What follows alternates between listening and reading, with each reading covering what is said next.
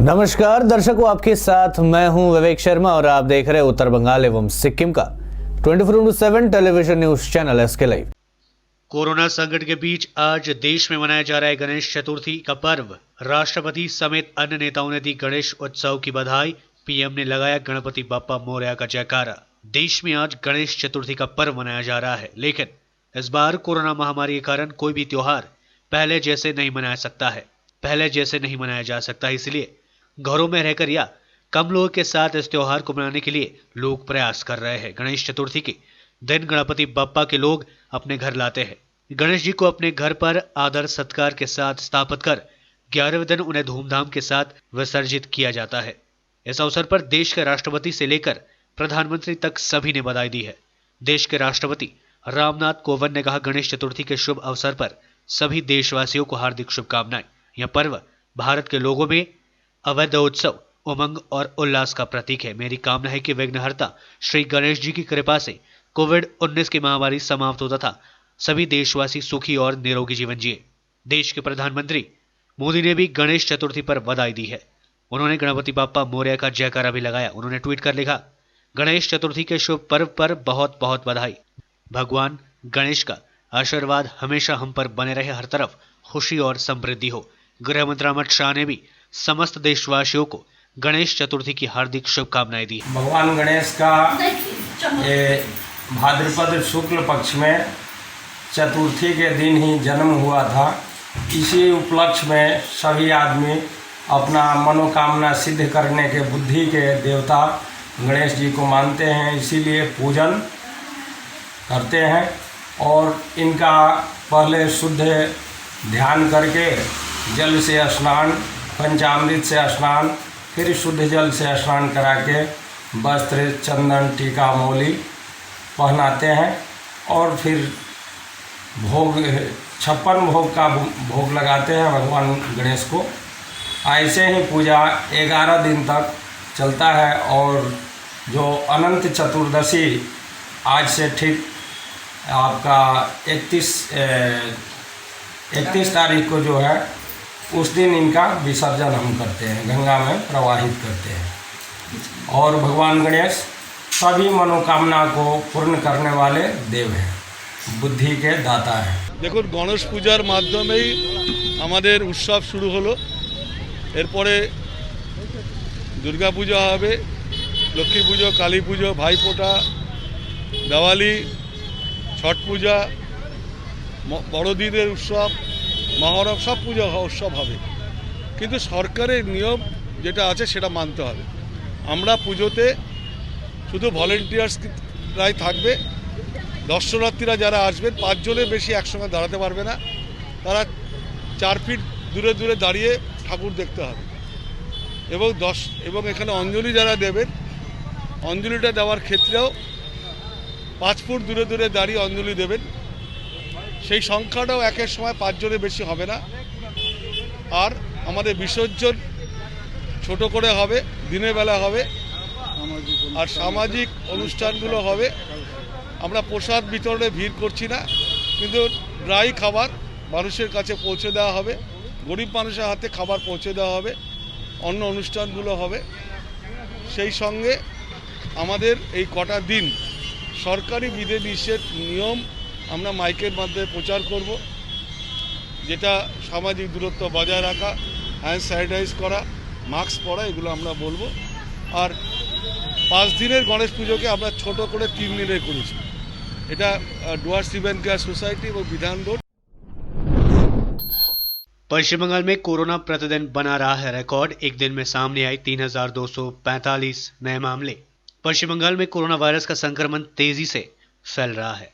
अगस्त महीने के मध्य में कोरोना अपने टॉप गियर में नजर आ रहा है। बीते 24 घंटे में राज्य में 3245 नए मामले सामने आए हैं, जो दैनिक संक्रमण का नया रिकॉर्ड है।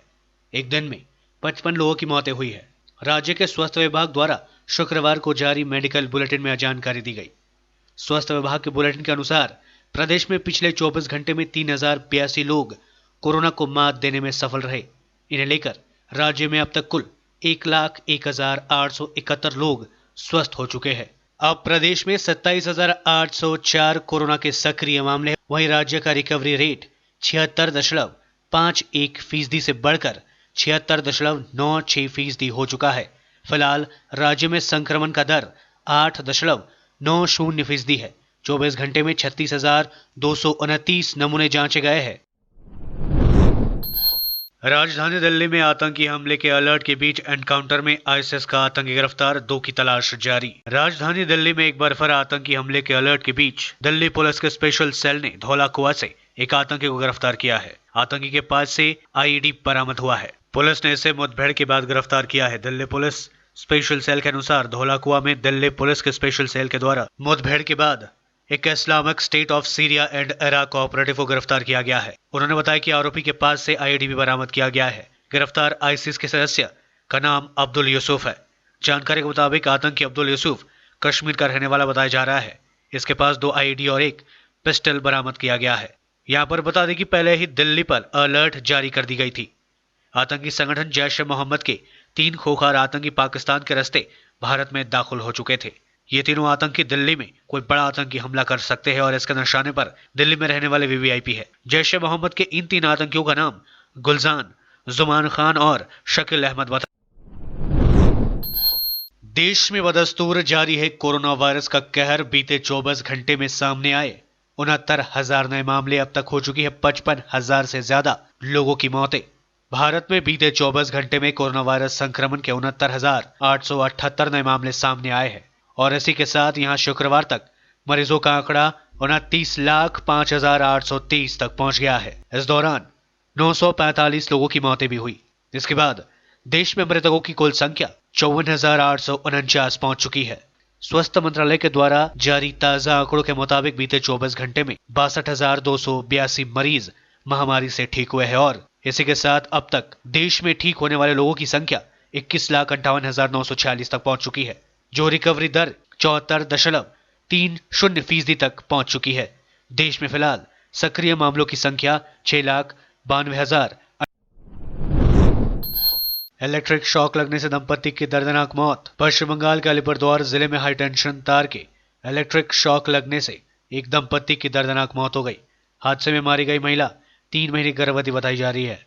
अलीपुरद्वार जिले के कालचिनी ब्लॉक के दूरवर्ती इलाके में चूना भट्टी में शुक्रवार सुबह इस घटना के बाद इलाके में मातम छा गया। बताया जा रहा है कि इलाके के रहने वाले इयापे डुबका अपनी पत्नी बकरो डुबका घास काटने घर से बाहर निकले थे। बताया जाता है कि इलाके से गुजरने वाले इलेक्ट्रिक पोल का एक बिजली का तार हवा में झूल रहा था, जिसकी चपेट में दोनों आ गए और घटनास्थल पर ही दोनों की मृत्यु हो गई। स्थानीय लोगों ने बताया कि इस दंपति के घर में 2 छोटे बेटे व एक बेटी है, साथ ही घर में वृद्ध माता पिता भी है। घटना के बाद पूरे इलाके में शोक की लहर दौड़ पड़ी। इधर घटना की खबर मिलते ही कालचिनी थाने की पुलिस मौके पर पहुंचकर हालतों का जायजा लेने के बाद छानबीन में जुट गई। पुलिस घटना की जांच शुरू कर दी है। कालचिनी थाने के ओसी ने बताया कि दोनों शवों को पोस्टमार्टम के लिए अलीपुरद्वार जिला अस्पताल में भेज दिया गया है। दुनिया में अब तक 2.31 करोड़ हो चुके कोरोना से संक्रमित। इटली में मई के बाद पहली बार देश में सामने आए करीब 1,000 केसेस। ऑस्ट्रेलिया में हालात सुधरे। दुनिया में कोरोना संक्रमण के अब तक 2,31,05,852 मामले सामने आ चुके हैं। इनमें 1,57,02,054 मरीज ठीक हो चुके हैं, जबकि 8,01,186 मौतें शामिल है। ये आंकड़े www.worldometers.info कोरोना वायरस के मुताबिक है। इटली में हेल्थ मिनिस्ट्री एक बार फिर अलर्ट पर आ गई है। शुक्रवार रात जारी बयान के मुताबिक 24 घंटे के दौरान कुल 947 संक्रमितों की पहचान हुई। ये मई महीने के बाद एक दिन में मरीजों का सबसे बड़ा आंकड़ा है। दूसरी तरफ ऑस्ट्रेलिया में हालात अब सुधर रहे हैं। ऑस्ट्रेलिया में 2 दिन से लगातार नए मरीजों की संख्या में कमी आई है। गुरुवार के बाद शुक्रवार को भी नए संक्रमितों की संख्या 200 से कम ही रही। लेते थोड़ा सा ब्रेक, फिर मिलेंगे ब्रेक के बाद। आजादी से शुरू हुआ स्वदेशी अभियान, गांव गांव में बिजली आई, रोशन हिंदुस्तान, मंगल तक भी जा पहुंचा स्वदेशी मंगलयान। तो फिर क्यों ना हो हिंदुस्तानी अपना सब सामान, हम बदलेंगे तभी तो बदलेगा ये हिंदुस्तान। सूर्या, आत्मनिर्भर भारत की पहचान। अपने सपनों को संजोने के लिए ओम डेवलपर्स लेके आए हैं Shri Shyam farm house villa, जिसकी पहले फेज के सभी प्लॉट्स बिक चुकी हैं और दूसरे फेज की बुकिंग और रजिस्ट्रेशन है चालू। प्लॉट की साइज है 3 से 6 कट्ठा तक। तो देर किस बात की, अभी फोन उठाइए और बुक कीजिए Shri Shyam farm house villa Phulbari contact number 9609784045 या 9733036000। बहुत जल्द इसके तीसरे फेज की प्लॉट भी लॉन्च होने जा रही है। Wonderful place of education. ICFI University, Sikkim. Committed and dedicated faculty, career-oriented programs, comprehensive mode of learning, vibrant campus life, extracurricular and co-curricular activities, cultural programs will give you wings to your creative thoughts. Enter with aspiration, get educated with inspiration, acquire a wonderful career with perfection. ICFI University, Sikkim. कक्षा 10वीं और 12वीं के बच्चों के लिए है सुनहरा मौका। 10वीं के बच्चों के लिए है पैरामेडिकल कोर्स और 12वीं के लिए है मेडिकल कोर्स। किफायती फीस व बैंक की सुविधा के साथ विभिन्न डिग्री डिप्लोमा है उपलब्ध। सभी स्ट्रीम के बच्चों के लिए खुली है state nursing council and Rajiv Gandhi university and health science and paramedical board government of Karnataka से मान्यता प्राप्त Atan paramedical and nursing college. Contact number 8016235569, Champasari, Siliguri. आज जहाँ कोरोना से सभी परेशान, हम लाए हैं कमाने का तरीका आसान। 21वीं सदी में महिलाएं आत्मनिर्भर होकर स्वाभिमान के साथ जीना चाहती है। अगर आप एक गृहिणी हैं और घर से ही मुनाफे वाला व्यवसाय करने का सोच रहे हैं तो आपके लिए सुनहरा मौका लाए हैं टपरवेयर के सिलीगुड़ी स्थित पूरे नॉर्थ बंगाल के डिस्ट्रीब्यूटर नारायणी पार्टी सेल्स। तो सोचिए नहीं, स्क्रीन में दिए गए नंबर में संपर्क कीजिए और विस्तृत जानकारी लीजिए। घर बैठे पैसे कमाए, आज ही फ्री मेंबरशिप लीजिए, अपने सपनों को पूरा कीजिए। मुश्किल की इस घड़ी में आपका साथ ही सिर्फ टपरवेयर के लिए एसके लाइव ही बेस्ट ऑप्शन है। एसके लाइव का इस क्षेत्र में 24 घंटा टेलीविजन, एंड्रॉइड ऐप और वेबसाइट पर प्रसारण होता है। सोशल मीडिया पर भी हम उपलब्ध हैं। हमारी व्यूअरशिप 9 लाख से अधिक है। सिक्किम, हैथवे और NXT डिजिटल पर, दार्जिलिंग और कालिम्पोंग में दोनों हैथवे और CCN सेटअप बॉक्स पर, क्लामपुर से लेके मैनागुड़ी हैथवे पर, सिटी केबल पर सिलीगुड़ी और आसपास, नक्सलबाड़ी से पानी टंकी तक NXT डिजिटल में। तो सोचिए नहीं, कॉल करें 7908554308। ब्रेक के बाद आपका फिर से स्वागत है। बढ़ते हैं खबरों की तरफ। कोरोना काल में नामांकन ऑनलाइन भी होगा दाखिल, शक्ति प्रदर्शन नहीं कर पाएंगे उम्मीदवार, चुनाव आयोग ने जारी की गाइडलाइंस। इस गाइडलाइंस के आधार पर ही देश में आगामी उपचुनाव और फिर बिहार विधानसभा चुनाव भी होंगे। चुनाव आयोग के उम्मीदवारों की यही सुविधा दे दी गई है कि वे इस बार अपना नामांकन ऑनलाइन भी दाखिल करें। उम्मीदवार एफिडेविट भी ऑनलाइन भर सकेंगे। हालांकि पहले जिस तरह नामांकन की प्रक्रिया थी वह इस चुनाव में भी जारी रहेगी। कोरोना काल में जितने भी चुनाव हुए उनमें उम्मीदवार नामांकन दाखिल करने की प्रक्रिया को अपनी शक्ति प्रदर्शन करने का जरिया मानते थे और वे गाजे बाजे और अपने समर्थकों के साथ नामांकन दाखिल करने के लिए पहुंचते थे। लेकिन कोरोना काल में वे ऐसा नहीं कर पाएंगे। उम्मीदवारों के लिए गाइडलाइंस के अनुसार चुनाव आयोग की वेबसाइट पर नामांकन का फॉर्म उपलब्ध होगा, जहां जाकर प्रत्याशी अपना नामांकन दाखिल करेंगे। नामांकन दाखिल करने के बाद संभावित उम्मीदवार अपने नामांकन पत्र को प्रिंट कर ले सकेंगे। रिटर्निंग ऑफिसर के पास जमा कराने से पहले वे अपने नामांकन पत्र का प्रिंट ले सकते हैं। उम्मीदवार एफिडेविट भी ऑनलाइन ही भरेंगे। यह फॉर्म भी चुनाव आयोग की वेबसाइट पर उपलब्ध होगा। शपथ पत्र को नोटरी या अटेस्टेड करवाने के बाद उसे नामांकन पत्र के साथ रिटर्निंग ऑफिसर के पास जमा कराना होगा। सीबीआई की 5 टीमें तलाश रही है सुशांत सिंह राजपूत की मौत का सच। सुप्रीम कोर्ट के आदेश के बाद सुशांत सिंह राजपूत की मौत का सच तलाशने में जुटी सीबीआई की टीम पूरी तरह से एक्शन में आ गई है। शुक्रवार सुबह सीबीआई की टीम ने सबसे पहले सुशांत के कुक नीरज का बयान दर्ज कराने की कवायद शुरू की। उससे घंटों पूछताछ की गई। कुल 5 टीमें सुशांत केस से जुड़े हर पहलू को खंगालने में जुटी हुई है। सुशांत के हाउस मैनेजर सैमुअल मिरांडा से भी सीबीआई की पूछताछ शुरू हो गई है। सीबीआई ने डीसीपी अभिषेक त्रिमुखी से भी मुलाकात की। सीबीआई की एक टीम ने बांद्रा पुलिस थाना पहुंचकर केस डायरी और दस्तावेज भी ले लिए। सुशांत का फोन अभी भी सीबीआई के पास है। एक टीम सुशांत के घर पर डमी टेस्ट की तैयारी कर रही है। घर के कॉन्ट्रैक्टर से संपर्क कर उसे चाबी लेकर पहुंचने को कहा गया है। बंदरों के आतंक से परेशान जलपाईगुड़ी वासी। कोरोना काल में जलपाईगुड़ी के लोग बंदर के उत्पात से परेशान है। जलपाईगुड़ी सदर ब्लॉक के पहाड़पुर ग्राम पंचायत के डेंगुआझार पातकाटा कॉलोनी के लोग बंदर के उत्पात से आजकल आतंकित है।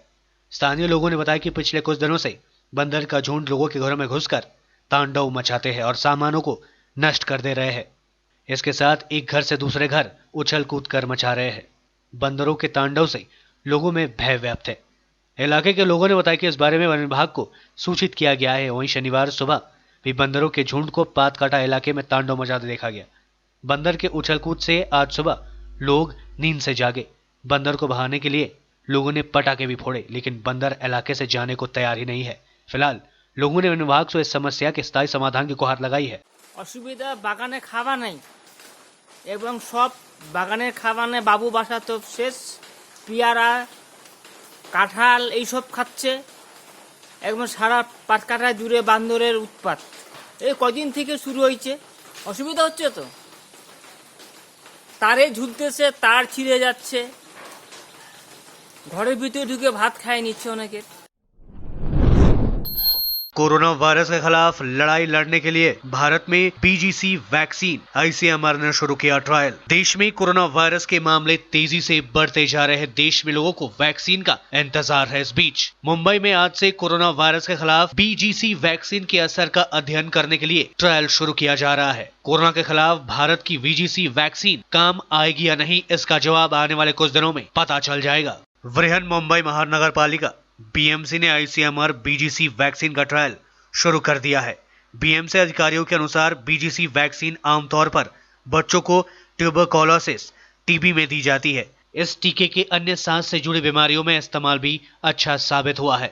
बृहन मुंबई नगर निगम ने कहा कि सेठ जीसी मेडिकल कॉलेज नगर एक संचालित केएमसी अस्पताल और बीएमसी का स्वास्थ्य विभाग संयुक्त रूप से भारतीय चिकित्सा अनुसंधान परिषद आईसीएमआर के लिए इस अध्ययन का संचालन करेगा। भारत में 1949 से नवजात बच्चों को बीजीसी का टीका लगाया जाता है। हालांकि आईसीएमआर इस बात का अध्ययन कर रहा है कि बीजीसी वैक्सीन बुजुर्ग लोगों में कोरोना को रोकने में कितनी फायदेमंद साबित हो सकती है। दुनिया भर में कोरोना के मामलों को देखा जाए तो यह महामारी बुजुर्ग लोगों को ज्यादा प्रभावित करती है और गंभीर असर डालती है। कोरोना से मरने वालों की भी 60 साल की उम्र से ज्यादा लोग हैं। मुंबई के अलावा यह स्टडी नई दिल्ली, चेन्नई, अहमदाबाद, भोपाल और जोधपुर में किया जा रहा है।